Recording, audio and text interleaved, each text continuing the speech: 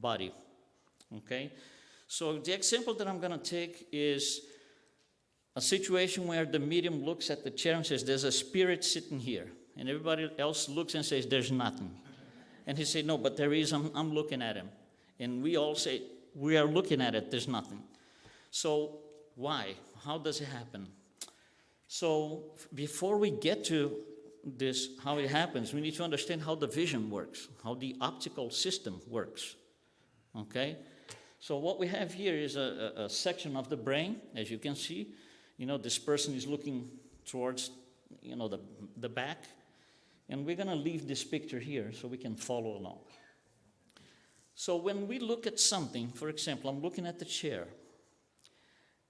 I can only see the chair because there's light. If we turn off all the lights, I don't see the chair, I don't see any of you, you don't see me, and so and so. So it's all based on light. The light hits the chair and comes into our eyes, in our retinas. The retina is this, let's just say ball to make it easier, that has, in simple words, two ends. This is outer, where you have the light coming in, and this is the inner part. What this does, this is called a transducer. A transducer is a device that changes the form of energy. For example, when you take a picture with your cell phone, outside the cell phone is visual, it's light. Inside the cell phone is no longer light, it's electrical pulses. So that device changes the form. That's what the retina does. So on the front of my retina, everything is based on light, visual. At the back of my retina, it's electrical pulses. If we were able to look at the electrical pulses of one of your eyes, we would see a lot of electricity. You can't tell what you're looking at because it's just a bunch of pulses. It doesn't even make any sense. So there is no chair. When the signal gets past the retina, there is no chair anymore. It's electrical pulses that will be conducted through a wire.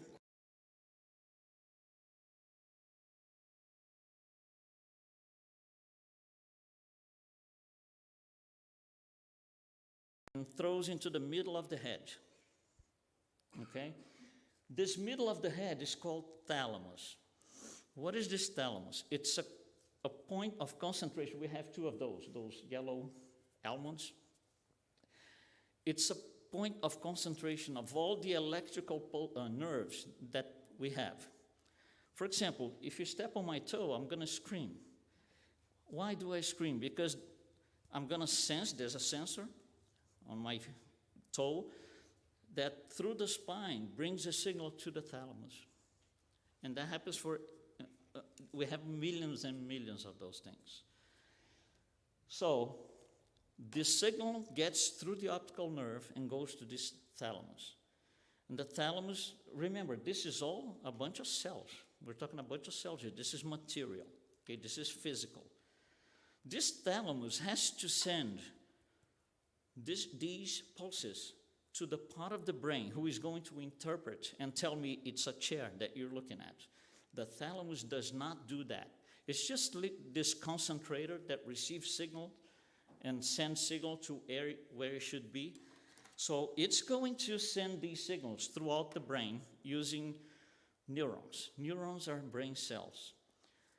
When you imagine that this is a neuron here, and you get this neuron with this, when you put them all together, it creates a wire that the information passes. Once the information passes, the whole chain of neurons dismantles. And then the neurons are available again to form the next wire, per se. That's how it works. And interestingly, I think it's worth mentioning, these neurons, they never touch each other. They get close to each other, but there's no physical touch, which is interesting. And you can see here in this yellow picture, it shows the proximity of them. So this is one neuron, the end of one neuron, this is the beginning of the next. But they don't touch. What happens is the electrical pulse comes through this one here, it hits the end. At the end, we have these, I represent it with these little balls. These are vesicles that have chemical in it. We have 72 of these with chemicals. When the electricity hits that, it will cause these to open up, and the liquid that was inside will leak. It will leak, and it leaks, and it hits the other part that has receptors and senses. Oh, I'm getting signal, but it's chemical signal. It's not electrical anymore. So it gets chemical signals here and transforms back to electricity. It sounds complicated, right? And the electricity goes on to this one, and then another. This is called a synapse. So at the end of this, there's another synapse. It goes to the next one, and so. Why? Could be easier, right? Well, I can't say why, but I can tell you something that is interesting that might give you, each one of you, a different light to the problem. When I tell you, for example, when I ask you, what is this? Everybody's going to say it's a pen. That's very objective answer. For objective answers, for objective situations, we are responding with the electrical pulse passing through these neurons. And then for the same pen, I ask you, is this small or big?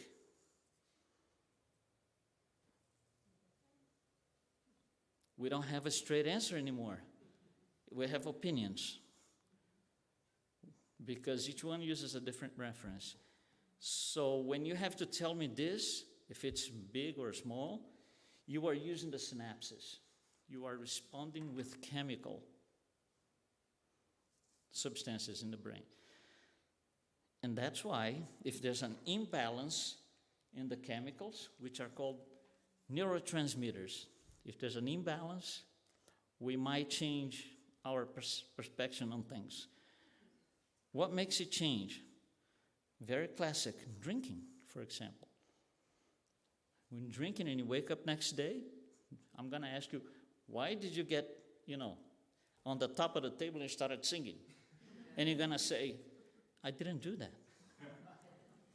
Why? Because there was a tremendous alteration in the chemicals, so the perception changed completely. And we can go even further. We change perceptions from day to day. For example, today I might like my blue sweater. Tomorrow, I'm going to dress myself. I'm going to say, no, not blue. I'm going to use whatever, black. So you see, because my perception when I dress up tomorrow is not the same as when I dressed up this morning. So can you see the number of possibilities? That's called free will. Free will in the brain comes through this. The brain is wired to respond to free will. It's smart enough to respond to free will through chemical signals. Coming back. Then we created this virtual wire to pass the information from the thalamus to its destination. What is the destination? The destination is the area of the brain who is going to interpret this bunch of electrical pulses, which originally was me looking at the chair, but the brain doesn't know that yet. Okay, the process is still taking place. So what happens here is the signal is sent to the cortex. What is the cortex? I don't know if you've seen many times we see pictures, images, and representations of the brain with colors. It's very common. So what are these colors? Why is this colored in the first place? Why do we represent the brain with colors? Because the areas of the brain have different functions.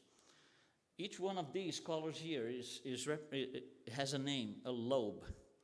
So we have 4 lobes in the brain. Each one of them does something different. We are talking about watching and looking at a chair. So it comes through the retina. The signal is going to go to the area of the brain that is responsible for interpreting signal that comes from the retina, which is this here.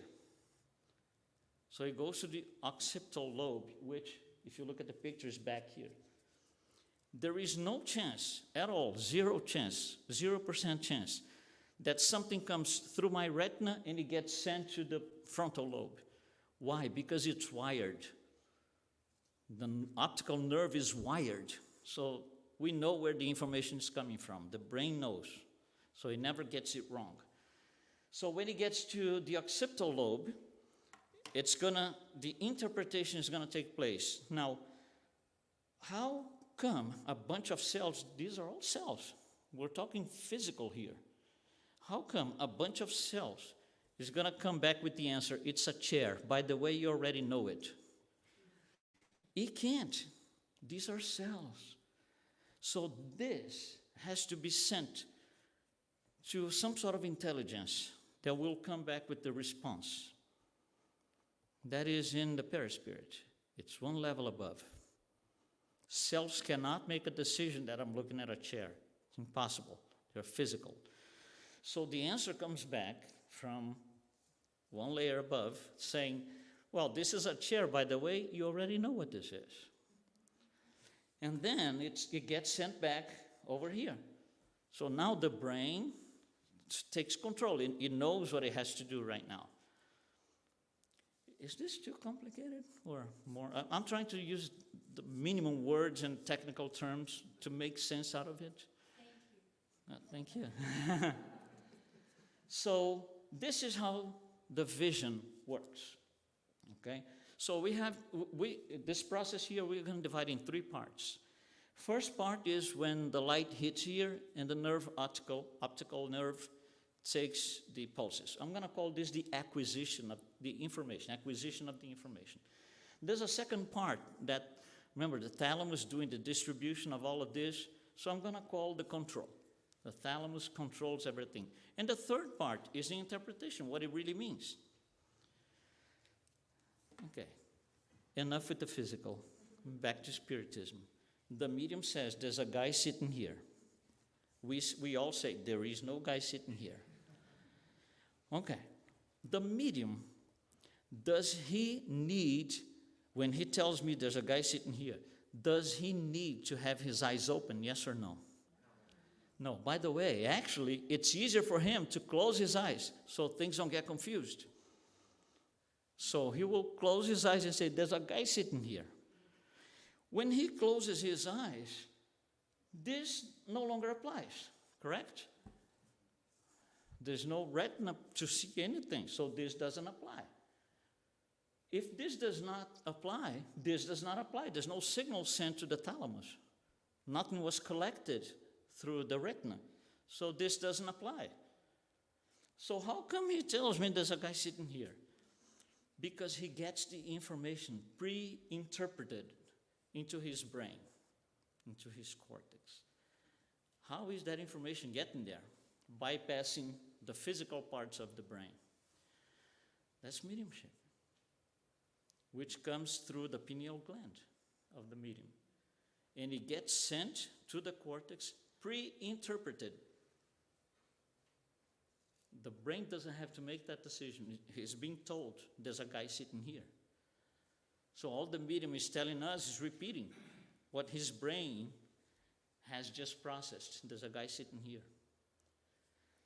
So the signal gets straight into the cortex, pre-interpreted. This is one example of a visual situation, but it works the same for everything else. For, when a medium hears a voice or whatever, it's all the same.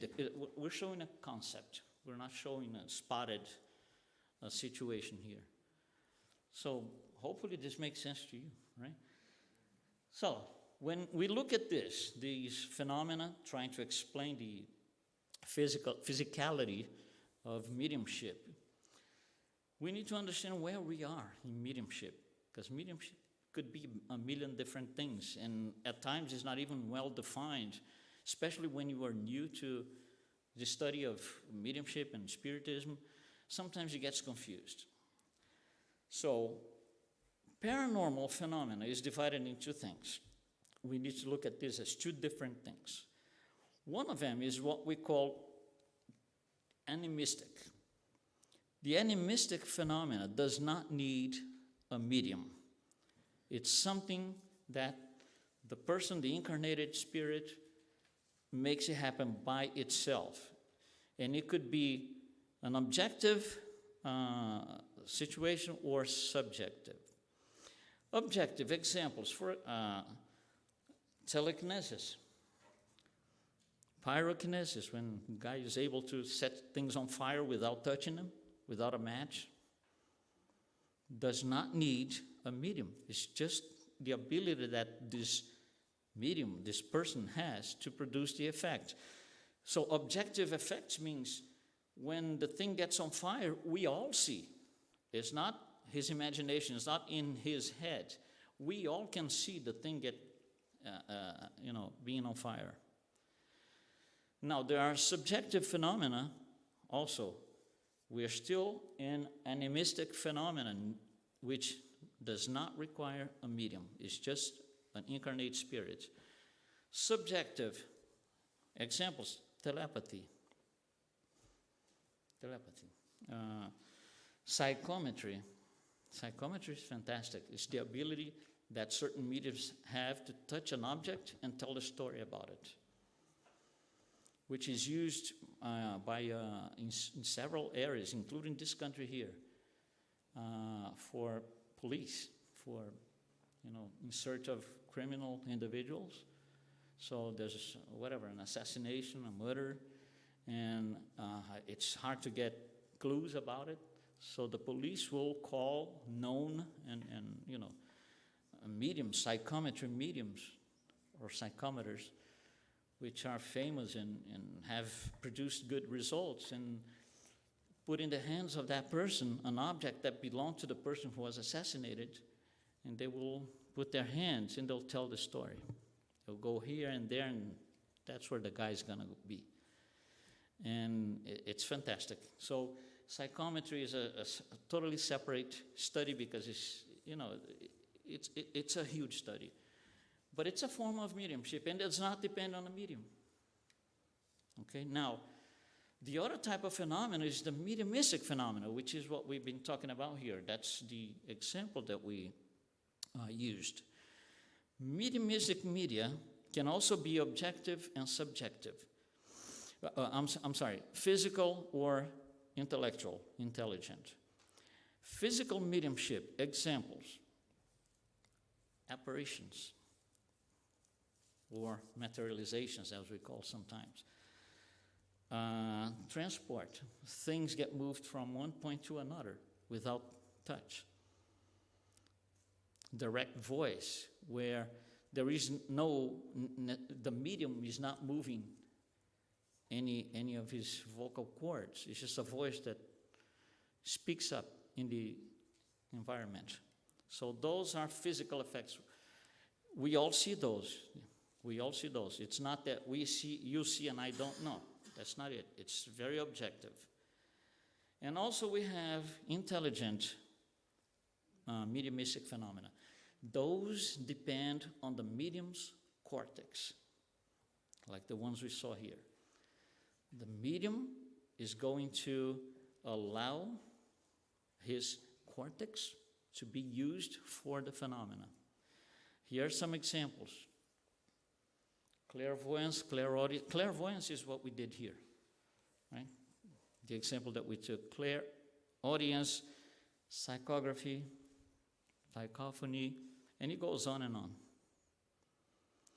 Those phenomena, all of these things here, depend on the physical brain, on the medium and its cortex. These phenomena do not happen if that's not in place. Now, as we saw in the beginning, right, for the discarnate spirit to be able to produce thoughts and send over, per se, to the medium, we have to have things in place. It's not, well, let's do it. I want to do it now. Let's just get it done. No. There's a lot of things that have to come together for this to take effect. Plus, the possibility that the medium is not as strong or weak in all parts of the planet. which is another interesting thing. So when we talk about these intelligent mediumistic phenomena, the brain, which is just cells, is being used because of the nervous system of the medium will produce an effect, which could be psychophony, psychography, whatever it is. But the medium doesn't have to have the knowledge of what he's producing. That's why, for example, in the book that we started off with, The Mechanics of Mediumship, a very technical, difficult, challenging book, still today, was produced with the use of a medium's brain of a person who had not even elementary school completed. No knowledge of anything even close to that. That's proof that, there's more than what we can imagine and think of in terms of physical world. So situations like this, mediumship, and what happens inside the medium's brain and what happens in the world, so it takes place. It's something that the book explains. If you want to try to go back to the book, I encourage you. If you walked away once, try it. It's not going to change, if you read the book again or try to, of course, it's not going to change the contents of the book, but you might have a different perspective now, hopefully.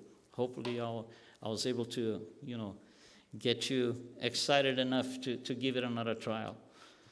Okay, so that's what I wanted to bring to you today. And we'll be here. We'll have questions and answers later. So we'll be available for more talk and more information. Thank you very much.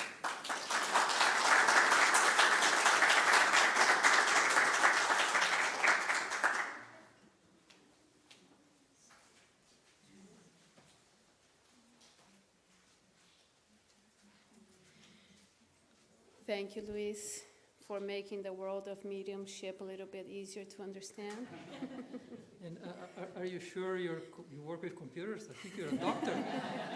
Wow.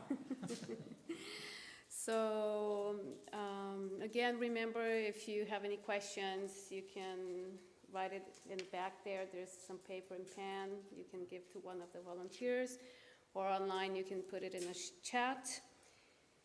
And we will have a 15-minute break, and we ask that everyone be back here. Sorry, Johnny is talking to me. We ask that you be back here in 15 minutes, okay? Not the Brazilian 15 minutes, the US 15 minutes. So I hope you enjoy some coffee and the sweets outside. And okay, see you back in 15 minutes. Thank you. Thank you.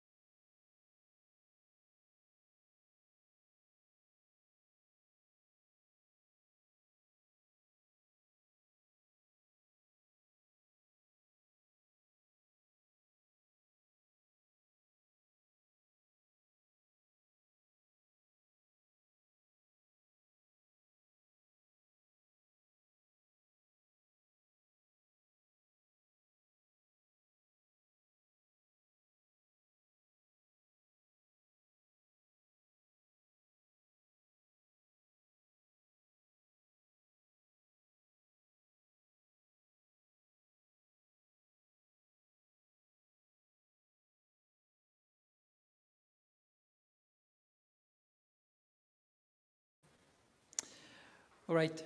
Thanks, everybody, coming back. A quick couple of reminders. Our bookstore is open. We're going to have several books from both Jussara and Raul. We are live back on YouTube and Facebook. I'd like to thank the United States Federation, Spiritist Federation, for supporting us and sharing it online in their Facebook or in their YouTube page as well. Our next speaker is Jussara Korngold with the lecture, Mediumship as a Catalyst for Spiritual Awakening. Mrs. Korngold is the Secretary General of the International Spiritist Council, the former President and current Vice President of the United States Spiritist Federation. She's the founder and president of the Spiritist Group of New York and the Spiritist Alliance for Books. Fluent in Portuguese and English, Spanish, and French, she's an international speaker, a published author, and a translator. Ms. Korngold works for DERA Institute, Brazil Child Health, as its main executive here in the U.S. Remember that we'll have a Q&A session after the lecture, so please write down your questions and give it to one of our volunteers, or also submit it through our online chat. We'll start our Q&A session after Jussara's lecture. So, welcome, Jussara. Hi, hello, everyone. First of all, let me express how sorry I am not to be able to partake this spiritual banquet with you. But thanks to technology, at least we can be together and we can be here studying and reflecting on mediumship. And the topic that we are bringing to you today in relation to mediumship is a topic that I particularly like very much in terms when we talk about the importance of mediumship and what is mediumship for. Sometimes we get so distracted in the fact of, all the phenomena, everything that is happening, and new phenomena that may come and start dazzling people. But the thing is, mediumship has a very important aim, and this aim is to be a catalyst for spiritual awakening. And this is a great opportunity for all of us because we know that mediumship is a unique characteristic of the psyche of all human beings. But how are we going to be using it? How are we going to be dealing with the mediumship and understanding why we are mediums, why do we have this ability of conversing with spirits and being touched both sides of life, the incarnate and the discarnate alike. See if it's possible for us to start sharing our screen as well. If not, we will go without the presentation. That's no problem.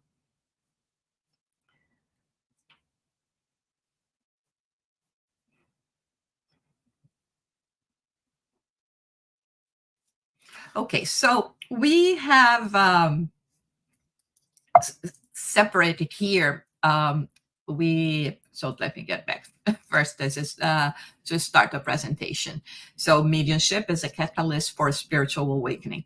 So some basic facts that we have that when Allan Kardec states in the Medium's book that mediumship is the ability that we have to communicate with spirits. It is not the privilege of a select few, but it's a faculty that can be developed by anyone with a sincere desire for spiritual understanding. So since we are all mediums, we all have the ability of, communicating with spirits. And it is important for us that the more we apply ourselves in that, the more we really give ourselves with goodwill and focusing on a good work to connect with spirits that are going to bring enlightenment to us, the more we will be capable to be working with this special talent, so to say, when we are talking about ostensive mediumship. And is often viewed mediumship through several lenses as spiritual, psychological, and cultural, and each one of them will bring a different perspective, a unique significance, but we know that it combines the three aspects of the being.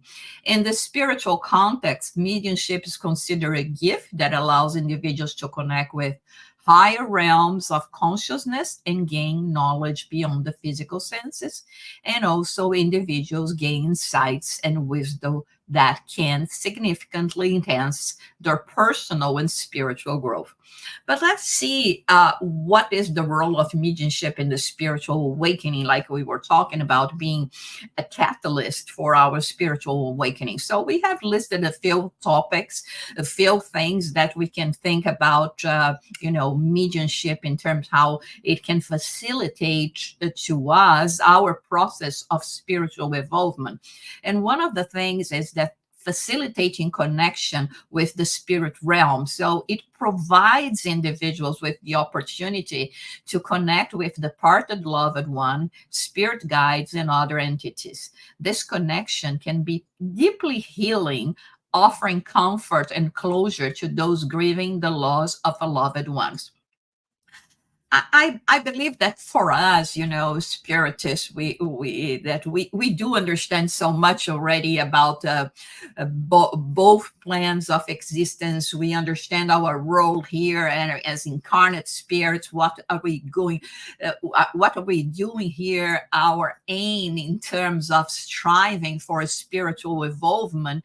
But for those that have not this knowledge, and they are just looking for things and feeling that void within themselves, it's very important for us to not to dismiss all the concepts that we have, and even in when they are perhaps in awe because of mediumship, because this understanding, or the first time you touch bases, so to say, with mediumship, and is starting to grasp the understanding that life goes on, that there is a possibility for them to communicate with us. It brings this completely spiritual awakening. Now we're living in a certain reality with certain convictions, and they were shook by not another set of values that unveils to us all this possibility of communicating with spirits, or of them being present with us, and the way that it brings consolation above all, and it will help us here to heal when we go through the experience of losing a loved ones. But at the same time, it helps them because they know that they still somehow can impact us in our lives. Another important things in terms of spiritual awakening is this promoting self-discovery and awareness, because the first thing that we said is this awareness, but now I have to go to this process of self-discovery, and so I will start researching in terms of spiritual beliefs, in terms of experiences that I'm feeling myself, certain experiences that we could have been going through, like for instance, let's say that you were prone to have vivid dreams, but you were not paying attention to them before. Now, knowing that they are not just dream, or not necessarily just dreams, you are going to be analyzing more and thinking more about all the experiences that we had, you had, or we had while sleeping, and even the advices that may come in this sense. We are going to be paying more attention to intuitions, presentiments, all of those things, all of those ways that spirits actually are going to be using to communicating with us. And so in this sense, when we are going through this journey, of course there will be fears, there will be doubts, there will be questions. We have questions until today. I mean, I myself have so many unanswered questions, but I have learned that now, there is so much to be unveiled in terms of the work of the creation that we have to be patient. But this process of self-examining ourselves is what is going to help us in this process of spiritual growth. And all of that is started because of the communication. It started because we know that life goes on. We know that even in the spiritual realm, we are working for our spiritual progress and waiting opportunities to return to be able to continue in this journey.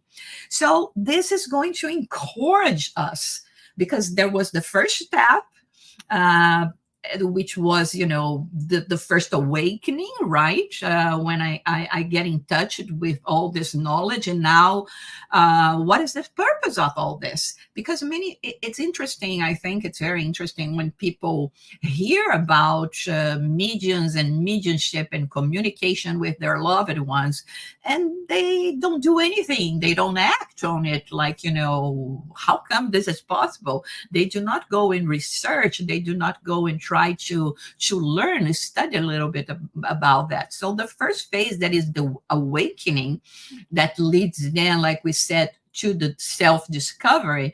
Now it means after I go to this first two stages, I have to be working on my personal transformation, because it's not just about gaining knowledge or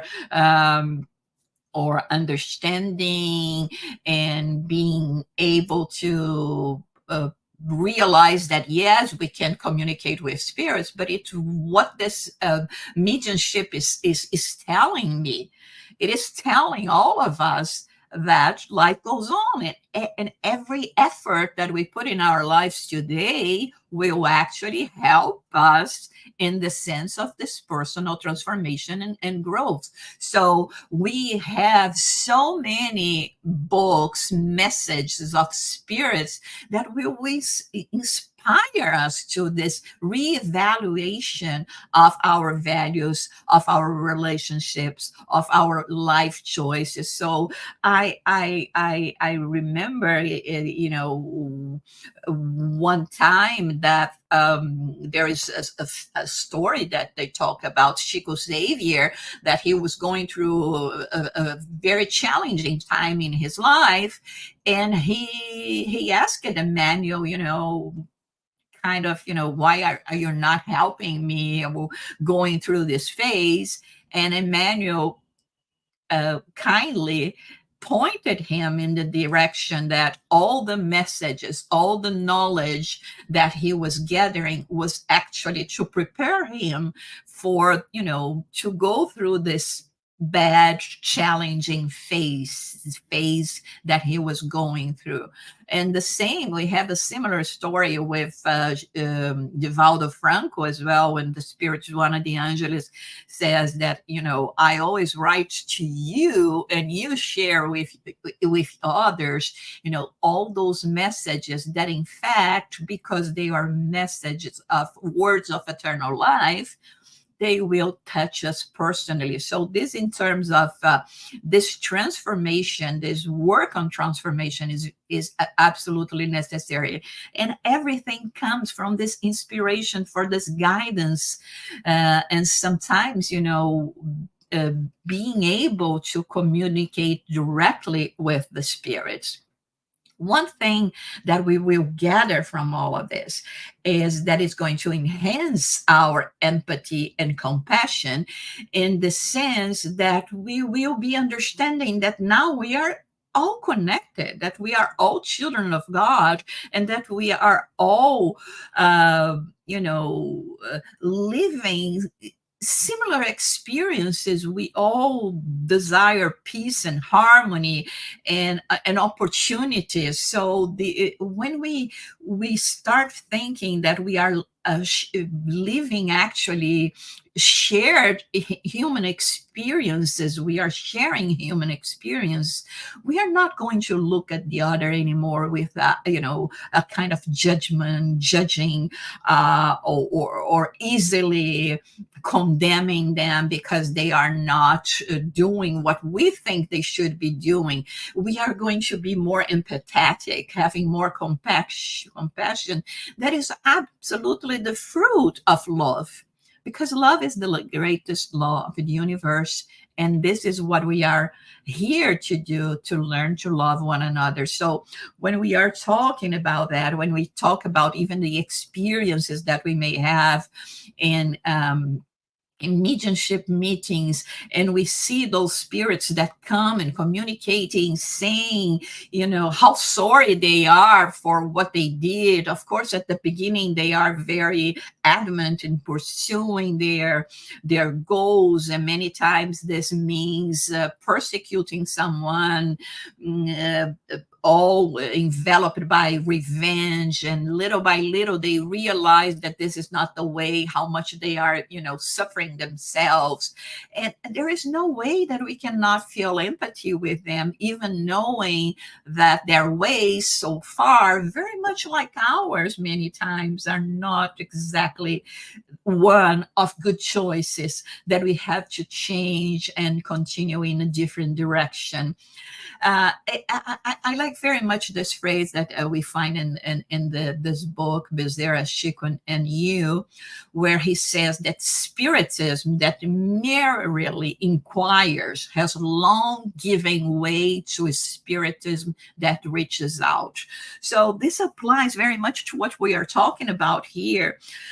First, in terms of sometimes we wanted to know so much, we want to understand so much, have all the technical understanding in terms of mediumship and how spirits can communicate. But as valuable as this is, and we as much as we can, we should do that, this could never be the most important thing, as us remembering that we are all here to reach out, to help each other, and to use all this knowledge as, mediumship as a catalyst for spiritual progress, of personal, individual transformation. But individual transformation, that means I understand that I live in society, and as so, I have to give my best, because, everything that one does is going to wind up impacting the life of others.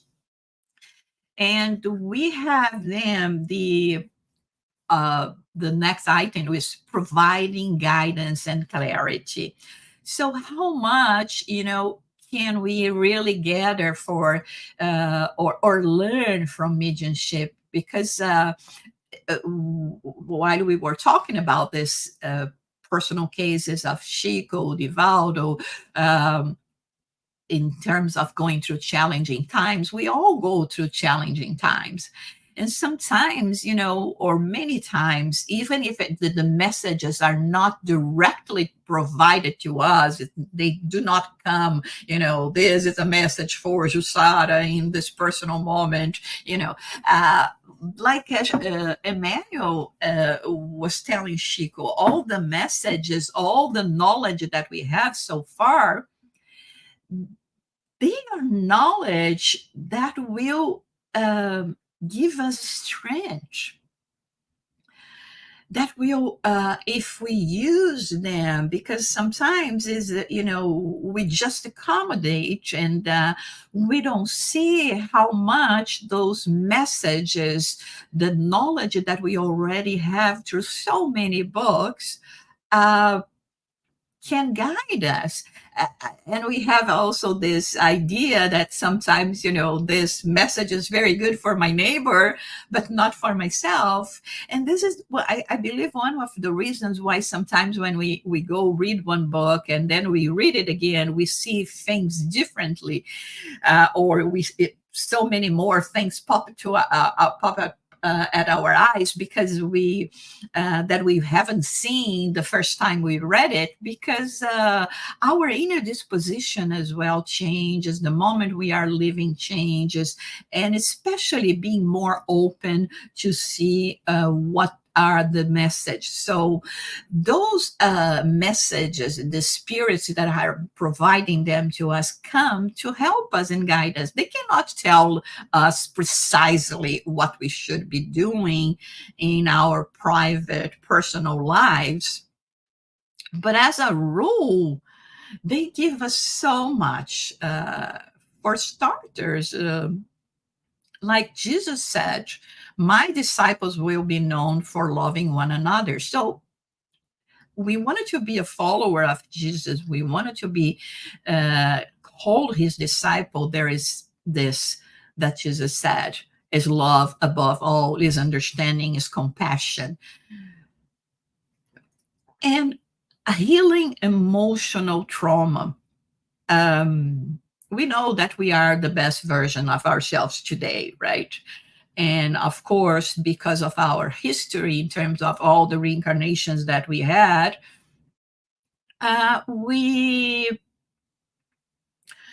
come with a lot of baggage. There is a lot of trauma, and some of them we can identify, or we can easily identify, others not so much.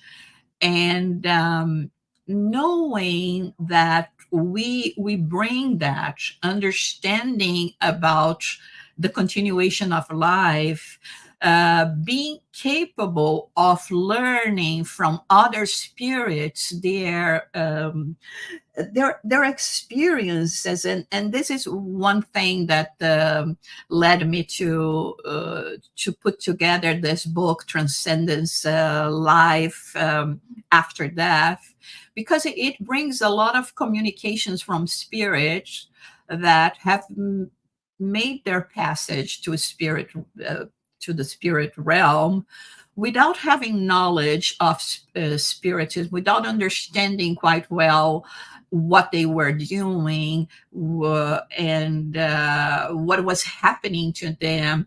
And in the moment that they were rescued, and they share those moments with us, the moment that they were rescued, that the spirits could talk to them and explain to them what was going on and how much, they were loved, they were going to be taken care of, and they would be in a way, be guided to grow and to prepare themselves for a new opportunity. So all of that will be healing us, and us knowing that, especially through mediumship meetings, knowing of their emotional wounds and everything, we start to sympathize with them, because in many cases, when they are giving their sharing with us their testimonials, we'll see that there are some similar things that are happening to us as well. And so in this sense, the healing, that is not just the absence of suffering, because I may not be suffering necessarily for that. I just have this anguish that I cannot identify.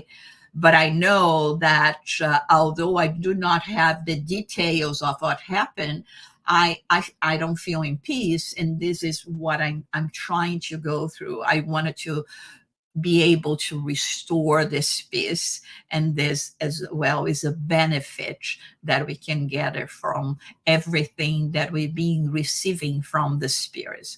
Another point is cultivating a sense of community.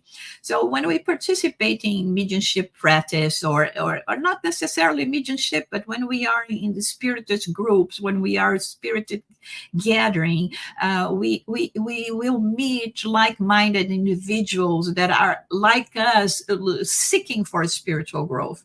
And truth be told, it's not so easy for us to find it. So many people like that today. Everyone is so distracted with so much that has been happening in our world, and losing faith and in the world, in themselves, and people. So when we are in an environment that fosters, this belief, this faith, for us to understand that we belong, and that there are other people that, like ourselves, are looking for more answers. And not that, because sometimes, just be looking for answers is not what is going to change everything. But with everything that we already have, how much can we contribute to change, to improve? Maybe it's not going to be as much as we want to, but definitely each one of us, in terms of a community, we will find a strength, and we will help each other, give strength and support to each other in our spiritual journey. So let us see gatherings like this one that we are having now with you guys. How important it is to see so many people engaging in these activities, and the effort that each one of us are doing in order to move on and to continue in the sense of bettering ourselves. And of course, the main point is always to encourage a deeper exploration of spiritual beliefs, because we cannot just stay in the surface, or meaning, okay, I understand the basics. Life goes on. I'm an immortal spirit, and I will have other incarnations. But what can we do to take advantage of this knowledge, of this information that we have, this precious knowledge that we have? Because we not only can speed up the process, but we can help the community. We can help our world in this sense as well. And there is only one way, is this diving deeper, to gather more understanding, not just from the mental perspective, but from the heart. Because it's not just about understanding intellectually speaking, but when it comes to the day-to-day practices, we see that we are still our old self. And because we are not doing this deeper exploration, when a situation arises that may require more patience, more us be self-centered, we will sometimes in surprise seeing that we are not there yet. But because we are not really working in this direction, and again, in terms of this community, we can gather this understanding and knowledge, and find, so to say, a possibility to continue, because the quest for knowledge is a journey that never ends.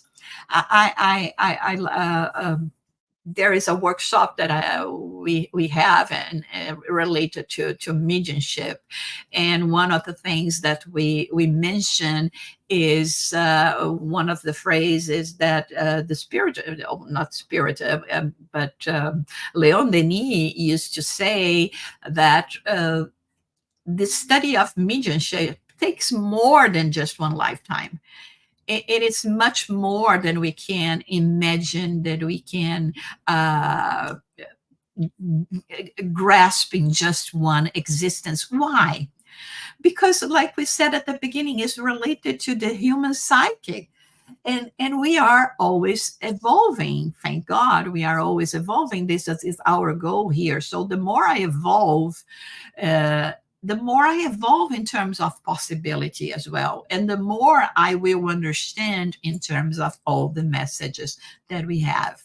So nurturing personal responsibility, it's very important as well, because many times we have this tendency of believing that, it's other faults. It's I don't there is nothing I can do about it, when in fact we are the architect of our own destiny, and we have to take responsibility, to be mature enough to know that we have the power to shape our lives.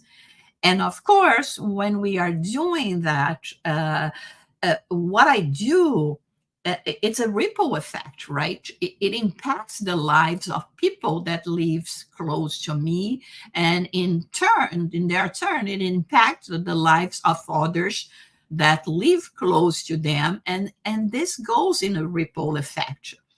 And fostering a lifelong spiritual journey. Like we were saying from Leon Denis, it's not just about one existence. It's not just, I already had read the 5 books of the codification, I know everything. No, there's so much more for us to know. But like we said before, and put in practice, because it's not just about theory. So, and when we go into this this journey, when we have this understanding, this quest, that is a journey that never ends, we will feel so amazed, and it will bring us fulfillment. Like, the spiritual Ana de Angelis always invites us to plenitude, to live a fulfilling life that is not a life that just goes into the surface, or even worse, that when we feel this void, but it's understanding why we are here, why God has allowed me to have these experiences that I'm having, and why I have all these blessings of knowing and understanding. If not, that this should promote our spiritual awakening. So everything, like when Kardec started with mediumship, and I love this a statement that he mentions in the Spiritist Journey 1862, that he says that the most significant aspect of Spiritism is not the mediumistic phenomenon itself, but rather its principles and the moral implications that arise from them. So this is what we are talking about here today. Mediumship is a catalyst for spiritual improvement, for our spiritual evolution, because once we know, once we have the information, once we have all this knowledge, this understanding, I'm no longer going to be looking at the communication of spirits just with a curious mind, but I will be drinking for their fountain of wisdom to see what can, each of the drops of that they can provide me, that can help me to become a better person. And so this is our goal. How can we improve and continue in this journey, remembering that is the moral implication, that our goal today is be better than we were yesterday, and so on, and continue in this journey. And the Spirit Emmanuel, he says, Spiritism in its triple aspect, scientific, philosophical, and religious, serve as a liberating movement for consciousness, which is what we were talking about at the beginning. It's, that awakening, right? However, it is only through the practice of Spiritism that individuals can truly free their consciousness. So it's the first moment, like we said, the self-awakening, right? And then when we are going to start going deeper in terms inner transformation, right?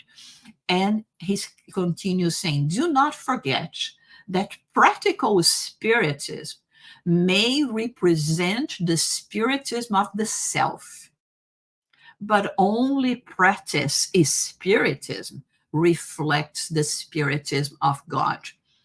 So practical in the sense, if we are just getting all those information and saying, no, okay, this is beautiful, this is wonderful, but it has no application in my life, or I have all this understanding and knowledge that I'm, satisfying the self, right? This is not what we are talking about here. This is not what mediumship is for, and not is what is spiritism is for. But like Kardec said, it's for us to work in our moral transformation and our inner transformation, and in this way reflecting God in our day-to-day lives. So this is the purpose that we have in this sense. And we brought to you a poem so that we can conclude our presentation. In twilight's glow where shadows meet, a whisper travels soft and sweet from realms beyond our earthly sight, a dance of souls, a guiding light. Through gentle hands and open hearts, a medium channels bridging parts of those who've crossed to the other side in sacred space where spirits abide. With every sigh, a story flows of love once lost and wisdom grows. Messages wrapped in ethereal thread, bringing comfort to the tears we shed. Each word a balm, each thought a spark, illuminating paths once dark. In this stillness, connections bloom, rekindling hope, dispelling gloom. For grief is but a fleeting guest. In the arms of love, we find our rest. Through medium's gift, the veil grows thin, a reunion of hearts where healing begins. So let honor the sacred call, the ties that binds us all, one and all, for in the dance of life and death, mediumship breathes eternal breath. So it's thanks to mediumship that we are capable of getting so many important messages and guidance to our lives. We should never see mediumship as just a phenomenon, as a tool for us to satisfy our curiosity, or even just to go after messages that sometimes our loved ones cannot provide to us, not as much as we would like to, but let us be certain that they are with us, and let us be certain that if a mediumship is in our lives today, if we are having all this wealth of material, of precious messages and books and the codification, all the works that so many have been doing in benefit of humankind, is because of God's love for us. It is because of God's mercy for us. It is because this God that wants us to take advantage of the good things we have in the earth, that we have around us, instead of focusing on what is not exactly the way we would like to be. So let us praise mediumship in this way, in this sense, that it can open us a door to us continue in our path, in our journey of spiritual evolvement. So, with gratitude to the spirits that have been inspiring us, that have been dictating messages through us, that have been, communicating with us during our sleep time, and that are right around us at this moment, working with us, inspiring us, and whispering words of encouragement, because each one of us can and should be doing this work of spreading love and enlightenment in our world. Thank you so much for all the attention and for this opportunity, and God bless us all.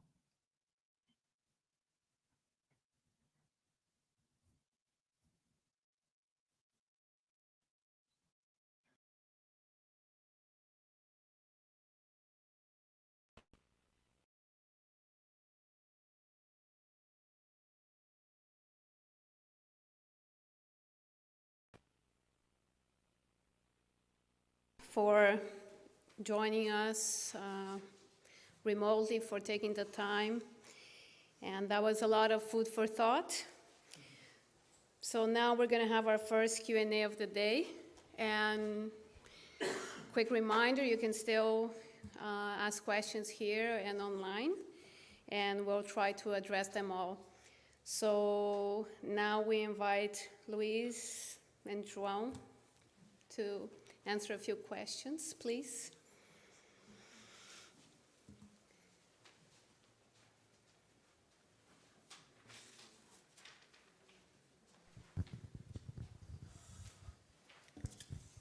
So I believe that's the first question is for you, Luiz. How do you explain a spirit communicating through a medium in a language the medium does not know? Okay, language is a consequence of being incarnate. Before you speak, you think in images. That's proved by science. Before, for example, I can tell him, I'm going out for a walk. I thought and I imagined myself being out there walking. So it's a consequence. Language is not the first thing, it's the last in the chain of events. So thought comes before the vocal cords moving. So when mediumship takes that way in psychophony, where the communicating spirit is going to force, if you will, or make the medium vibrate its vocal cords, his vocal cords, to address what the message was. Before that, thought was formed in the medium's mental field. So the brain, which is the biological, takes biological control of the body, the brain receives that from the mind through the pineal gland, and it will cause the nervous system to make it all happen, the same way as if the thought was mine. I'm going out for a walk. Thank you. Thank you, Luiz. Why might two mediums in the same room experience different phenomena? So, both of you. Can you repeat the question, Yes. please?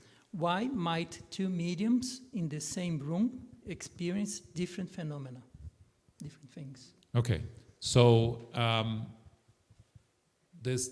the mediums are experiencing what happens in the spiritual world, right? So when Luiz described that a medium is seeing a spirit sitting in this chair, another medium here can look at the chair and don't see any spirit there. Why?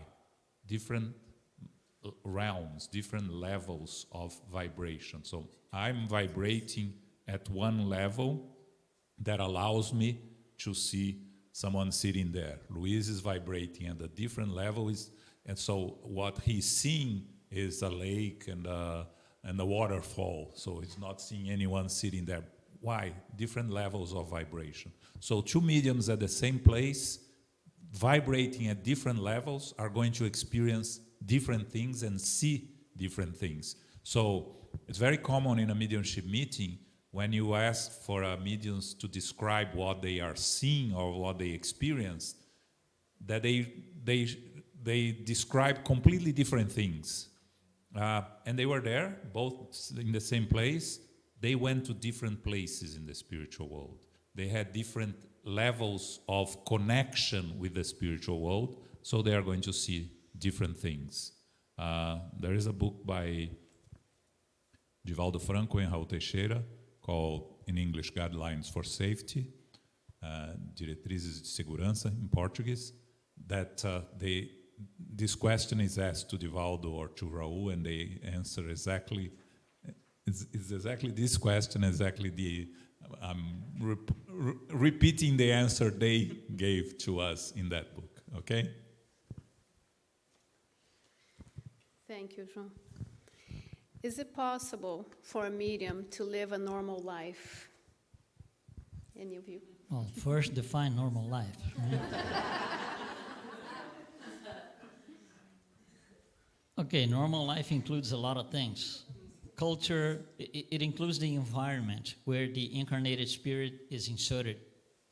A normal life in a big city is not the same as a normal life in, way inside the country, so it's different. So a normal life, I'm gonna take the question as not being impacted by spiritual influences so much.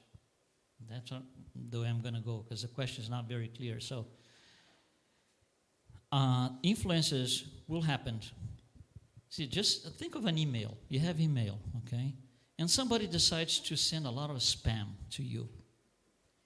Can you stop him from spamming? No, you can't. He's got free will. He's got the equipment that's going to send email. You have to deal with that once you hit your inbox. Then you have to, I don't want this thing. I'm going to block this guy. I'm going to respond, whatever. You have to deal with this after the fact. So it's about the same. We are all subjected to influences, more or less. Mediums are more susceptible to those influences than not mediums or people who have less sensitivity. And the medium, and that's what we call develop the mediumship. I don't like the term, but that's what we call, which is to learn how to deal with that. When you learn how to deal with spam coming to your inbox, I'm just going to throw them all out. Hit the delete button. That's your way of, quote, fixing it. It's the same thing. So the influences will happen, and you're going to throw them out. Some of them you will take, the good ones, of course. And the bad ones you're going to let go. Just discard it. And that will lead towards what we call the normal life, where bad influences do not impact you as much as good influences. We don't want bad influences anyway. I think that the question should be, can mediums live in society? And that, because that's in the end what we are trying to say here, right? And the key here is to educate your mediumship. If you educate your mediumship, you can live in society perfectly well. If you have an uncontrolled mediumship, it can make your life very difficult. It can be hard to live in society. But if you follow and study and educate your mediumship, you can live in society perfectly, and a lot of mediums do live perfectly well in society. If you don't educate, you can harm the society. Yes. Depending on the situation. I guess we know why Divaldo doesn't drive, right? Yeah, in a somewhat follow-up question to the one that you just answered, why are there so many mediums with malevolent tendencies? Tendencies meaning type of mediumship, right? Psychography for some, psychophony for others. That's what I think it is, the question. It depends on a lot of factors. It depends on, first, spiritual history. It depends on the purpose of that person's mediumship. It depends on the pineal gland. It depends on overall what that person can do with mediumship. For example, There's no point in having a great psychography medium that's going to produce books and written things in areas where people are not educated, they're not literate. They won't be able to read. It wouldn't make any sense. There's no point, for example, in having mediumship or a medium that's going to speak on behalf of incarnating spirits, but in a language that's not the language where he is inserted. It's out of context. So that's why there are different types, different possibilities to address what the goal is for that particular type of mediumship.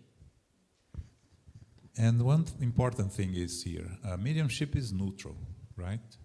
The use we make of mediumship is what is positive or negative, like money. Money is neutral. How you use your money, it can be for goodness or for not so good things, right?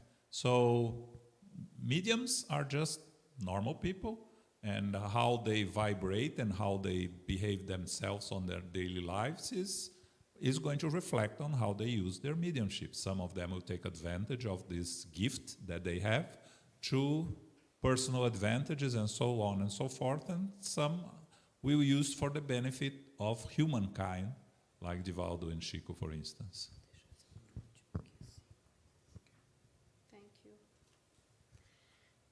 Thank you. How do we know if the message from a medium comes from a good or more elevated spirit? You got to look into the context, right? That's something that Allan Kardec explains, and he had to experience that himself, right? He was the first one to have to go through a million messages and select the good ones and the bad ones. So first of all, the medium has to have discernment. He has to be educated enough in mediumship to have that discernment. Bad messages will produce something that the medium himself is not going to feel good about somehow. You can't, because if you're producing bad things, even if it doesn't come from you, but it's your thought that formed the whatever you're going to speak, and you speak bad things, that's not going to be good for the medium himself or herself. Not necessarily at the time, but you will. You will impact that physical body somehow. Good messages, when the medium produces these good messages, or even better, reproduces these good messages, they feel good. They don't feel bad. They will feel great and good and vibrant and grand, this grand sensation of good things. So bad messages are, the minute the medium senses that he's not going to feel good enough, that's a bad message already. And of course, discernment on morality. Morality is what needs to be understood. That's what she was talking about. Morality is about right or wrong, but there's a catch. You cannot say that something is right or wrong if you don't have a reference. If you don't have a reference. What is, for example, I can say that people in blue coats are great. Everybody else is not. So I'm right, everybody else is wrong. It's okay, but what reference am I using? My own reference. Your reference might be people in white shirts are great, the others are not. It can be okay, but it's your reference. So we cannot be the reference. We cannot establish the truth to be used as a reference. There's only one reference, which is the moral of reference, the one brought to us by Jesus. That is what allows me to say right or wrong. And that's the only one. Everything else is opinion. Right? So we got to have that in mind too. When in doubt, do not accept, do not reject. Put it aside. Wait until you have a better understanding or a more intellectual involvement, so you can go back to the message and analyze if it's good or bad. Kardec said it's better to reject 10 truths than to accept one lie. Why did he say that? Because the truth will always prevail. So if you put aside a truth now because you're not ready yet for it, eventually you'll come back because it's the truth.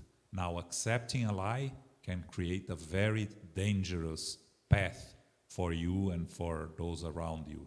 And we are seeing that nowadays, unfortunately, right? That we have a lot of dissemination of lies that are creating a lot of problems throughout the world. So put it aside. If you are in doubt, put it aside. Yeah, that is truth not only on mediumship, but also in everything, all the messages. In everything in life, yeah. Everything in life. Very good. Why is the word mediumship not found in the Bible? Yeah, there's a lot of things that are not found in the Bible. Reincarnation, mediumship, why not?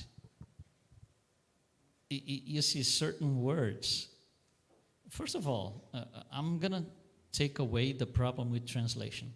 So let's set it aside. Now, when somebody comes to us and says, show me in the Bible where the word, let's go first to reincarnation, where the word reincarnation is. Then you put a search and you don't find it. Reincarnation is not to be seen, same for mediumship, is not to be seen as a word, but as a concept. It's not a word, it's a concept. Mediumship is not necessarily a word, it's a concept. And it doesn't have to be declared on written text as a word. The fact that, for example, going back to the Bible, Moses does not allow people to talk to the dead. That's the concept of mediumship, but the word is not going to be there. That's why we don't find it as a word. We find it as a concept. Yeah, and thinking about Moses, right? How did he receive the 10 Commandments? If it's mediumship, but it's not written there. And when Moses, on what Luiz said, when Moses forbids you to communicate with the dead, you don't forbid something that doesn't happen, right? Because you don't need to forbid if it doesn't happen. So if he forbids it, it's because it happens. That's mediumship again, right? Thank you. Why is it common for multiple mediums to reincarnate within the same family? Karma. But we can go easy. We can hit the brakes here. Because it's for that spirit is most favorable. Some spirits have to incarnate in environments that not necessarily they like, but you're offsetting wrongdoings of the past, whether you know or not, whether you accept or not. That's why you have to be inserted into that context. And family is the same thing. Family is part of the context. So you come back with the same people or people you have to offset things with, or they have to offset with you. And you are there to give them the chance to offset. It's called forgiveness. If you don't forgive, you're going to have to offset this later. So forgiving and asking for forgiveness go both ways. So incarnating in the same family means something that there's a shackle somewhere, binding you both from the past. Makes sense. Another one here. Which books would you recommend for furthering the study of mediumship? Of course, the basic book is the Medium's book, right? If you have to start with the Medium's book. If you are really interested in studying mediumship, if you want to have a vague notion of mediumship, then there are other books because the Medium's book is going to be a difficult one because it's a very thick book. But after reading the Medium's book, if you want to understand mediumship from the spiritual point of view of seeing from the side of the spiritual world, in the domains of mediumship, the book that it was mentioned here, where André Luiz describes in many chapters how the mediumship meeting happens from the side of the spiritual world. There is a book recently published by the United States Spiritist Federation, which is Mediumship by Teresinha de Oliveira, which is a very interesting book and very basic in terms of, it gives you the opportunity of learning in a very accessible way. And the United States Spiritist Federation published an online course on mediumship based on that book that you can find it available also online. So these are the resources. I don't know if I forgot any book. No, the book from Teresinha de Oliveira is very simple words, very straightforward, and it's not too thick if you don't like to read much, but it's very, very informative. It's a great tool for beginners.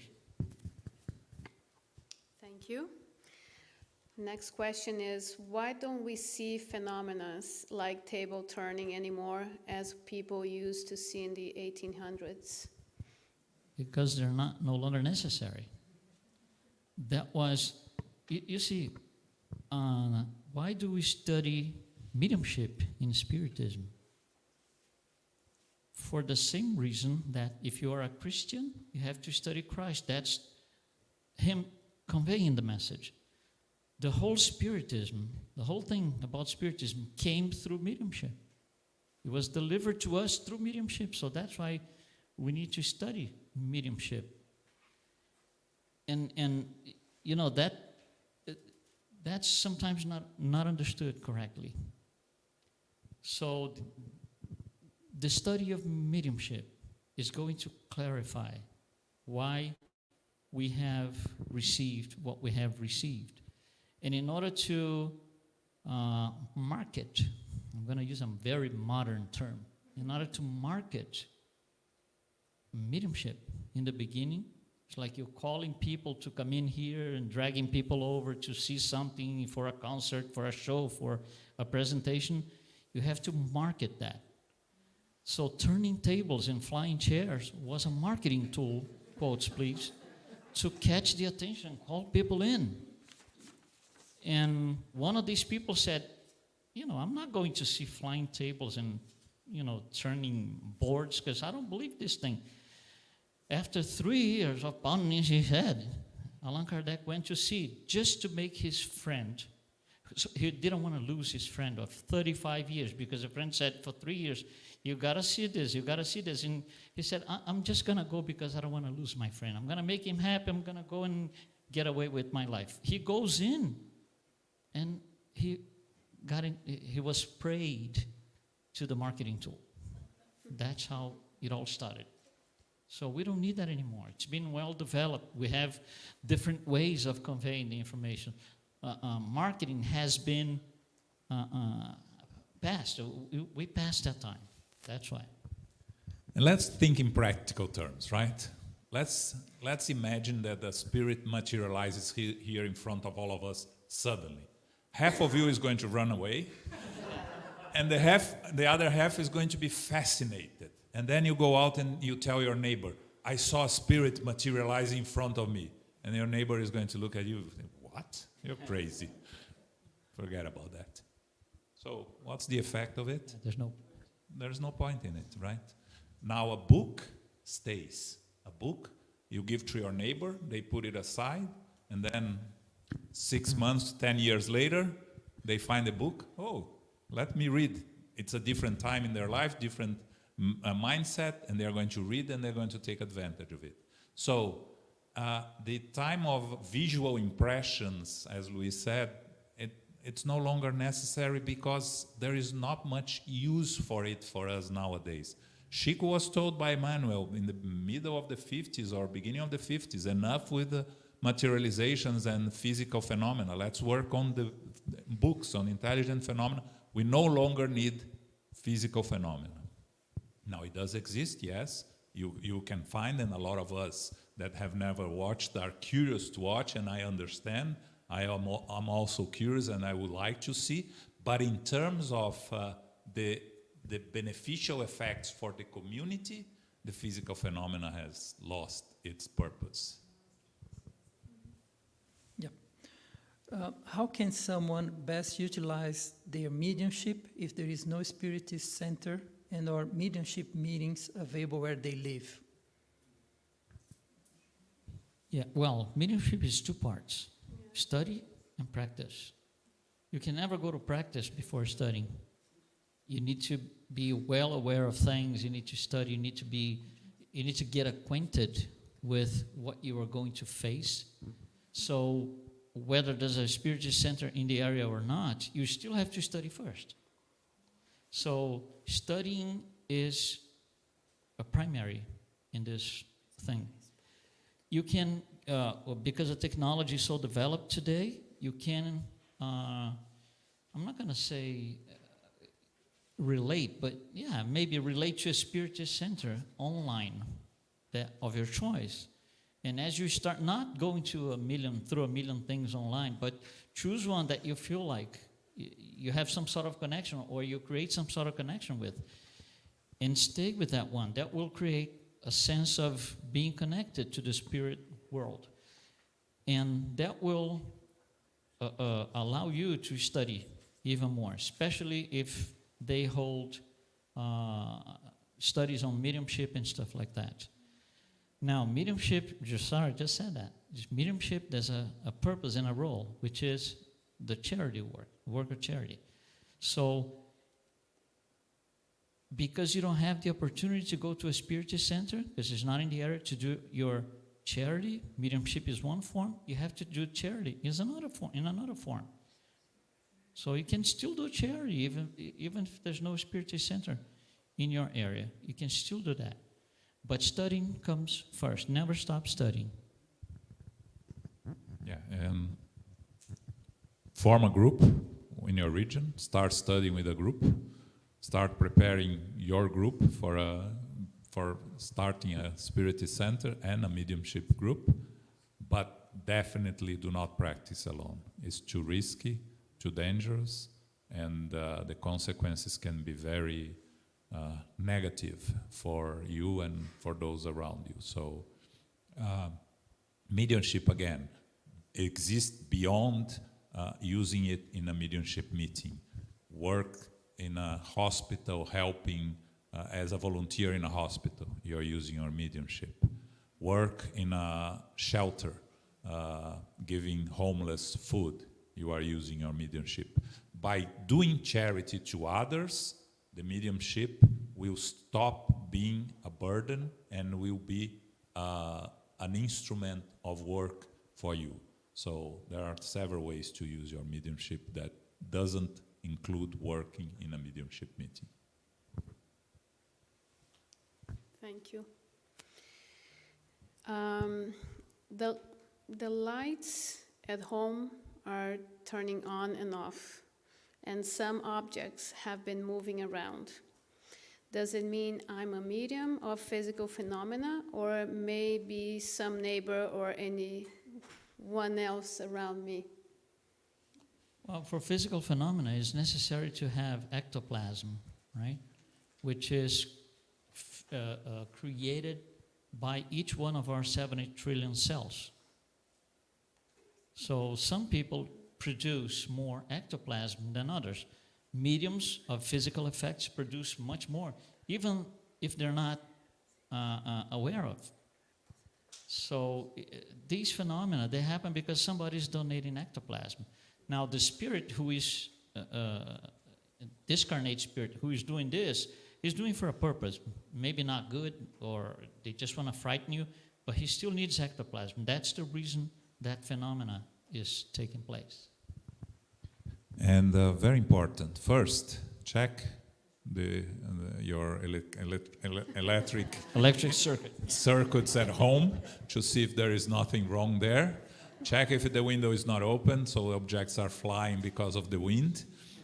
So after you eliminate all the physical aspects of it, right? Because when we start studying Spiritism, we start thinking that everything is a spirit phenomenon. When we moved to London, when we first left Brazil, we moved to London more than 30 years ago, and we were studying Spiritism. And Janet Duncan, who is still alive at 97 years old, she used to tell us, the homes here in London are very old, so they make noises naturally. Don't think that everything is a spirit here.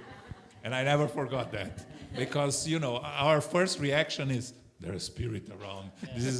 And the first thing we need to look for is the non-spiritual case. After we eliminate all the non-spiritual cases, then yes, there is a medium, and maybe it's not you, maybe it's your neighbor, maybe it's the one that lives next door, or the house next door, because the spirits can use the ectoplasm in other places around you to produce the phenomena. So, or it can be a combination of neighbors. Could be a combination. So you move to another place, the phenomena continue to happen, then you can think it may be you, but then you learn what to do with it. Good. Not sure if you captured this question right, but the way we have it is, why did God prohibit the practice of mediumship? God never prohibited, as far as I know. Who prohibited was Moses, right? Yeah, and Moses prohibited because they were abusing it, right? They were using the mediumship to ask for physical things, like we still do it today, right? They were how they call the bezerro de ouro, the golden cow, I don't remember the name in English. They were using this, right? So Moses had to be very disciplinary. Imagine us, 4,000 years ago, moving to a desert for 40 years. With, today will be very difficult and unreal. Imagine 4,000 years ago. So the 613 commandments that Moses left to us, which 10 are from God and the rest are disciplinary commandments, they are to educate the people and to control the people. Otherwise, you'll be a mess. So God never, because actually God doesn't forbid anything, right? God creates the natural laws. The natural laws create cause and consequence according to how we behave in relation to the natural laws. Now, Moses, yes, he prohibited mediumship because he wanted to avoid the bad use of mediumship at that time. But it was not something to stay forever, and unfortunately it stayed. But if you go to the Kabbalah, which is the spiritual aspect, more spiritual aspect of Judaism, there is plenty of mediumship there. Thank you. I think you already answered this, but I'm going to just repeat in case you have anything else to add. How can a medium effectively develop and channel their medium without access to a Spiritist center or a mediunics meetings in their area? I guess you say studying. Anything else you would like to add? We just addressed that. Okay, study. Yeah. What is the importance of What is the importance of mediumistic work? Probably it's mediunist work in Spiritist Center. I'm going to talk about that in my presentation. Yeah, that's his entire presentation. So stay tuned. Stay tuned. I'm not going to talk about it now. Please hold. Your question is going to be answered by the next available agent.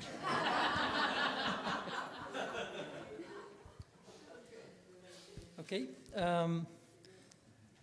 So the question is, since I was little, I never slept in my home by myself alone. My first time was when I was 26 years old. I'm 40 years old and still afraid to sleep alone. Not sure if it is mediumship that I never developed or it is just fear. Do you have any comments? Yeah, it's hard to say. Each case is different. Not necessarily mediumship. Yeah. The first advice, like with the physical, like with the lights and everything, is did you ever go to the doctor? Did you try to find psychological advices, psychiatrist, psychologist? Can it be mediumship? Yes, it can. But the question is, why are you afraid of it? Right? What is behind your fear? That's what you need to find out. And, you have the whole psychological collection of Joana de Angelis to study if you want to learn more about your inner self. But, you know, go, if you can go to a Spiritist center and talk to someone in the fraternal assistance, that would be recommended, because you can go a little bit further on the details of what's happening to you instead of a general question, right? Or there are some fraternal assistance online, if you're not close to a Spiritist center, that you can also try. I think that's the first step, because the idea here is we should be more afraid of those that are alive than those that are dead, or on the other side, because spirits can only affect us if we allow them to affect us. So how we prepare ourselves to deal with these spirits? If we don't know, we are afraid of things we don't know, right?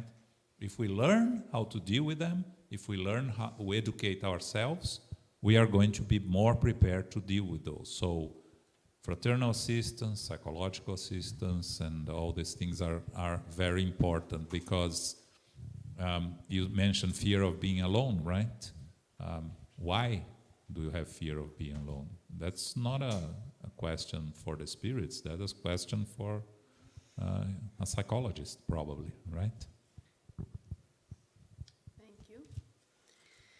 Some speakers suggest that mediumship work is almost unnecessary, claiming that spirituality does not need the incarnate to assist suffering spirits. What can be said about this? I'm going to talk about it also. Please hold. No, it's okay. It's going to be part of your talk. We'll hold for the next Q&A Next available session. agent. Yeah. He's right here. All right, so this one, my kid says she has an imaginary friend. Can it be mediumship? So, from 0 to 7, we are not fully reconnected with our physical body, our new physical body. We live both here and there, in the spiritual world and in the physical world. So it's very common for children up to around 7 years old, it's not exact, to have imaginary friends. I had one, and I'm not a medium, not an ostensive medium. You know, some people will disagree. So, you know, it's real. It's not an imaginary friend. It's a spirit that is there communicating with them. It's a real friend. Now, how we deal with it is what's more important behind that question, right? Because we as parents should not dismiss it, but also we should not give too much importance to it. Why? If we dismiss it, we are creating possible traumas in the child, right? Because we are telling them that they are liars when they are not lying. They really have an invisible friend. So we should engage. Why shouldn't we give too much importance? Because children create fantasies. And if we give too much importance, then they'll start creating a lot of fantasies on top of this imaginary friend that exists, right? Because they like to call our attention. They like to receive our care and all the focus, right? So if they see that this is making an effect, they're going to create more on top of that. So treat it naturally. Yes, what they're talking about, wow, how interesting. And engage with them as much as they want to engage, and then move on to the next thing. So be engaging, but not over-engaging, or don't dismiss. Normally, if it continues, when they are going to the teenage phase, it continues, then it's maybe a sign of mediumship. But before that, we shouldn't make any judgments. Thank you. Can someone be a productive medium even if she follows a different belief system, example, Catholicism, Buddhism, Islam? Mediumship is not related to a belief system. It has nothing to do with this. There is mediumship practiced and reinforced in different belief systems. So it's not related. You can be a spiritist and be a productive medium, or you can be somewhere else, Buddhist, Judaism, anything else. It's not related to belief system. How you use it is the question, right? So use it according to how it can be helpful to others. And then it can be in any religion, right? If you are there in the Catholic Church doing the work of helping the needy ones, you are using your mediumship, right? Sometimes without even knowing. Why are many mediums found in mental institutions? Because they don't know how to use the mediumship they have been granted with properly. They allow themselves to be dominated by the spirits, which might be even good spirits, but they might feel weird that they have this ability to communicate. They don't handle well, right? Like, as you were saying. And they just go crazy about it. They can't take that. At one point, they'll say to themselves, I can't take this anymore. I'm getting crazy. I'm going to get treated. And it's nothing like this. That's nothing like this. It's just a matter of, like he said, knowing how to deal with it. Great. And the last one that we have is, should mediumship be studied systematically as opposed to reading books randomly? Are Spiritist centers offering mediumship courses? So the first question depends on your objective. You want to just learn more about mediumship, but you're not interested in practicing it, or you're not, you just want to know more about the mechanics of it or how it works, then you can read random books. You don't really need to focus on study. Now, if you want to learn mediumship, to educate your own mediumship, or to work in a mediumship meeting, or you plan to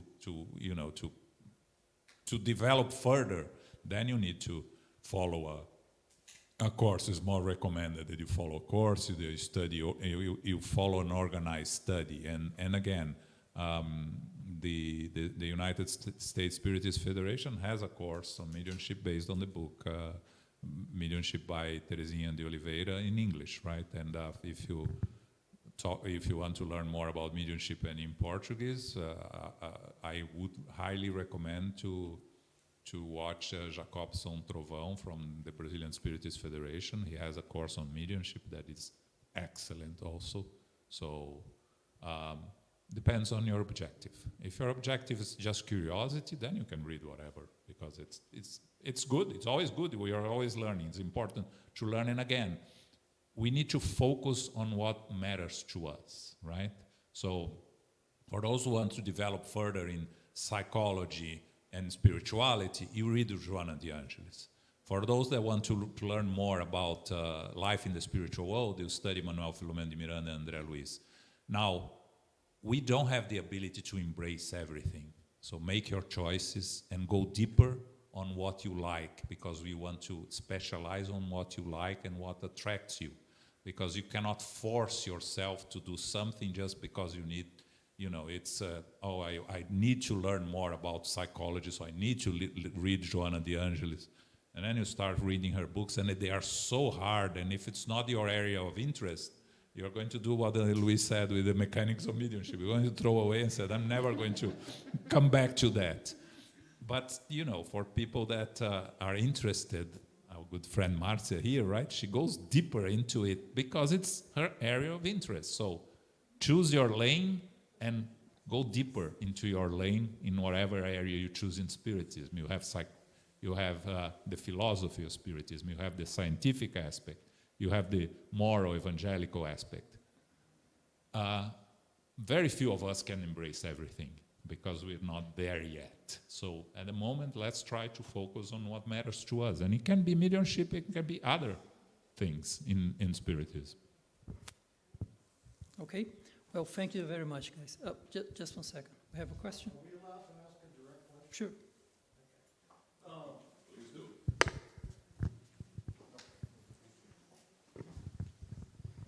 My question is based on Luiz's lecture.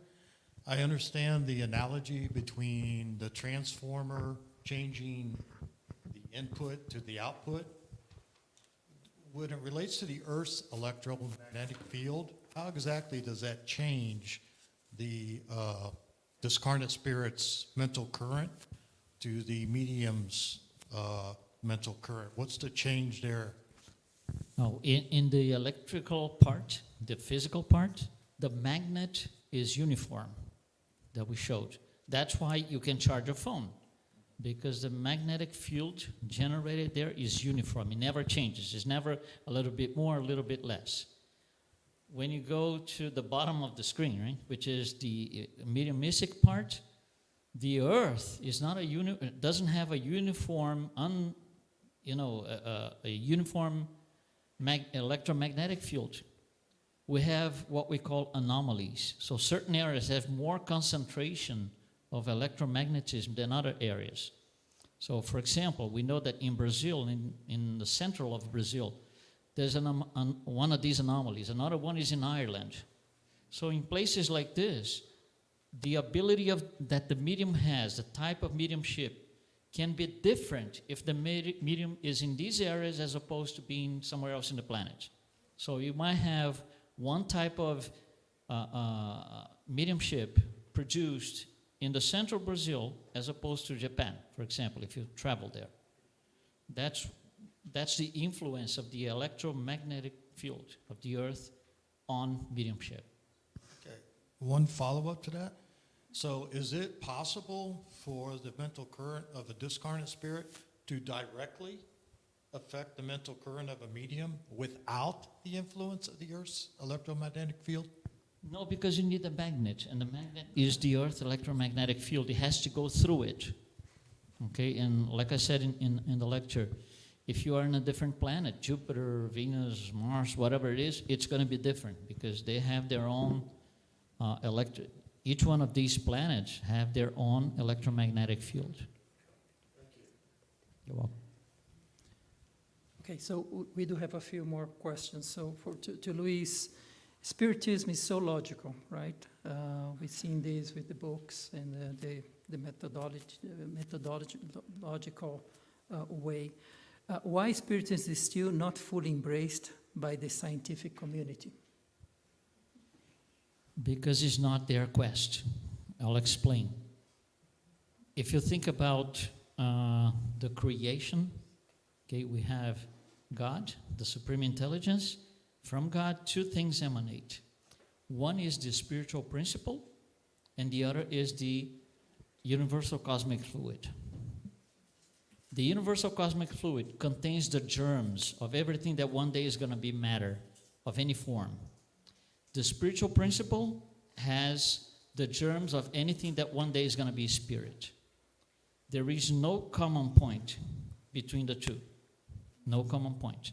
There's not a single piece of matter in the spirit world, in the spiritual principle. There's not a single piece of spiritual principle in the material principle. So, who studies what? Science studies this side here, the universal cosmic fluid. They're going deeper and deeper. That's quantum physics is getting to. It's getting deeper, way past, atoms and stuff like that. They study this. We study this. We, as Spiritists, we never go to a chemical lab to run experiments. We never go to a physics lab to run experiments. We use the results that they produce. We use the knowledge that they provide to us. By the same token, they will never come here to learn anything, to pick up information. So it's not their part to ever discover God, which we Spiritists have been expecting. It's never going to happen. They will never prove the existence of spirits because that's not their quest. They're working here with cells and atoms and quarks and hadrons and subparticles and even subparticles. They are not going to come here. That's why. It's not for them. Then another one for João. How can a non-extensive medium be of use in a mediumistic meeting? I've been working in a mystic meeting for more than 20 years, and I'm not an ostensive medium, right? A mediumship meeting is composed of more than mediums. You have the dialoguers, and you have the supporting group. So if you are not an ostensive medium and want to participate in a mediumship meeting, yes, there is a lot of work. The most important part of the mediumship meeting are those that are supporting it. Those that stay there without saying anything, just sending the vibrations to harmonize the ambient, to allow the spirits to communicate, to allow the mediums to communicate, to allow the dialoguers to have a conversation with the spirits. And sometimes they think that they are of no importance, and they are the most important part of the mediumship meeting. The mediums actually are the least important part. I'm not a medium, I hope they don't crucify me, but they are there just to be the intermediates, right? Of course, without them, there is no mediumship meeting, right? So they are important. We are all important in a mediumship meeting.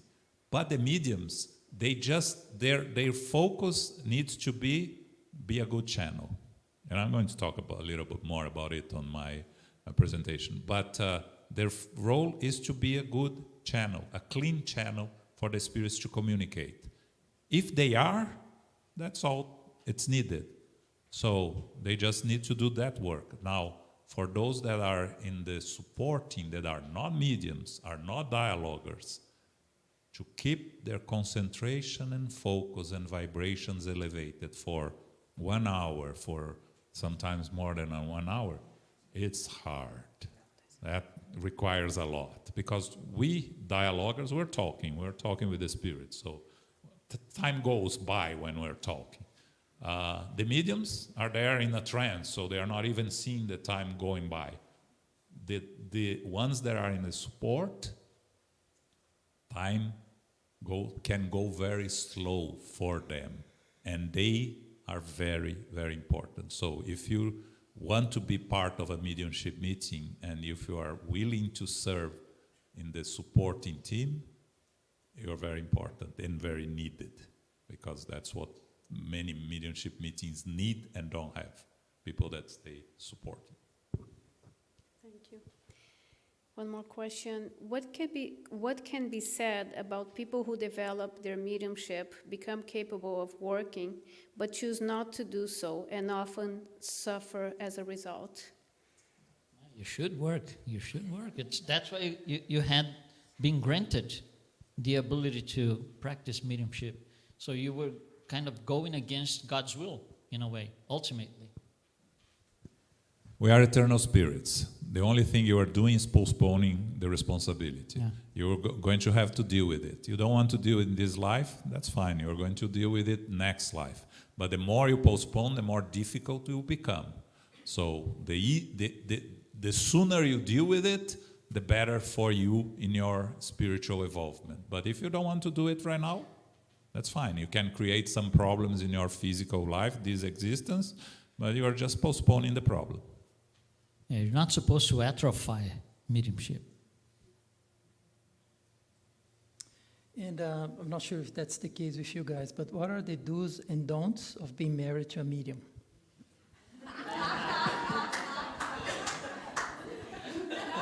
We don't pick a spouse by being or not a medium.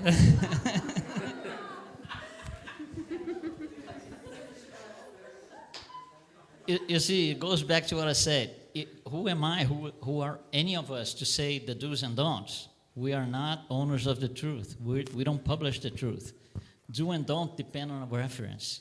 So there's a purpose for that spouse to be a medium, and it has to be respected by anybody, not only the spouse, by anyone. It's just a purpose in life. The same way I have my purpose, every one of us have our purpose, and it has to be respected. Even better, if we can support them, and we should, even better, to help them grow and achieve their purpose in life, the same way we expect the same from our spouse, to be supported, to, grow with us, walk with us towards whatever our objectives are in life. So I think that question was for me, right? Because I am married to a Yeah. medium, right? So don't doubt them, right? Because they are mediums, so they are in connection with the spiritual world. And if you doubt them, you are going to create problems for yourself and for the relationship. Do educate yourself, learn more about mediumship, because it will help you to understand them better and to deal with them better. So in my personal case, when I met Jussara, I was not a spiritist. I was not even interested in it. And she was already a medium, already working with mediumship. And I slowly became more interested in Spiritism and eventually ended up here, right? Giving talks and presentations and talking about it. But it was a teamwork in the sense that she pushed me into learn more about Spiritism and to be more interested in what she was working with in Spiritist Center and with mediumship. So the fact that I learned about it and the fact that we can work together helps a lot in terms of teamwork, right? For those that are married to a medium or a spiritist and are not interested in it at all, it doesn't mean that your marriage is not going to be a good marriage, but it creates difficulties that may not need to be there. If you have a little bit of interest, right? When our spouses work, we are interested in what they do, right? We want to learn more about their work, even if we're not interested a lot, but we should learn more about the type of work they do so we can have some sort of dialogue and conversation. So if you are married to a medium, learn more about, study mediumship, learn more about it. It's going to help you. It's going to help the relationship for sure. Thank you. How can a medium deal with fear or insecurity related to their mediumship? Studying. Study. Study more. Study. Yes. The more you know, the less fear you're going to have. Because, again, we fear the unknown. If it becomes known, we have a good chance of losing our fear. So, learn, study, educate. And similar to, or continuation to that question, what are the main challenges that mediums face when they begin their education? I think it's first understanding their purpose, why they have the ability to produce what they will produce, why they are mediums. It has to do with the spiritual history, and just it's their quest in life. So let's just do it right. Have confidence in your ability to produce what you're supposed to, and I think that's the major. Not the major, but the first barrier. Will I be able to? Will I not be able to? You have to have confidence. You have to create that confidence. And studying, like you were saying, studying helps a lot. Don't fear all the problems that happen in the beginning, because normally a lot of things happen to deviate you from your path, because you are more susceptible to spiritual influences when you are still not sure on what you're doing. Once you become convicted that that's your path and you are going to follow regardless of the disturbances that happen around you, the disturbances will diminish and even disappear. So a medium that educates oneself, consequently the spiritual disturbances will disappear, even because they will learn how to ignore the disturbances. Normally what I say when someone comes to the Spiritist Center and says, oh, I think I'm a medium because I keep hearing and spirits all the time. I can keep having these spirits coming and talking to me, and I cannot live with that. And the example I give is, you live in a house, right? Do you leave the door of your house open for everyone that passes by to come through and to go in your house and out? Or do you keep your door closed and you only allow those that you want to come into your house? That's the same thing with mediumship. You close the door to all spirits around you, and you start choosing the spirits you are going to listen to. So you learn how to ignore the noise. The noise will be there, but you learn how to ignore it, right? When you live in New York City, like I do, right, you live surrounded by noise. And you learn how to disconnect from the noise, how to ignore the noise that happens all the time around you. So it's an education. And the same thing with mediumship. You educate yourself, you learn to ignore the spirits that are there just to bother you. But it needs practice, it needs continuing learning and educating yourself, right? But once you learn, once it becomes part of you, then you are not going to face any more problems with it. Very good. Well, thank you so much, guys, for this enlightening session. Please join me. Thank you.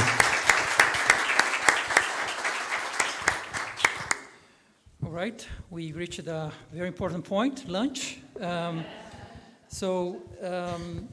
Thanks everybody for the questions. I think this was very, very helpful. A lot was discussed, but keep in mind there is another Q&A session. So let's save some questions there. If you purchase lunch, it's going to be served outside in a few minutes. We're still receiving the lunch will be coming. And if not, please feel free to go out for lunch. During our lunch break, I wanted just to let you guys know, there is the book signing with Raul Teixeira. It's going to be on the English room, down this corridor, the second on the right. And we'll be back here around 2 for the ones who are here with us. We'll be resuming the streaming around 2:15 Eastern Time. And looking forward to see you in a little bit. Thanks, everybody.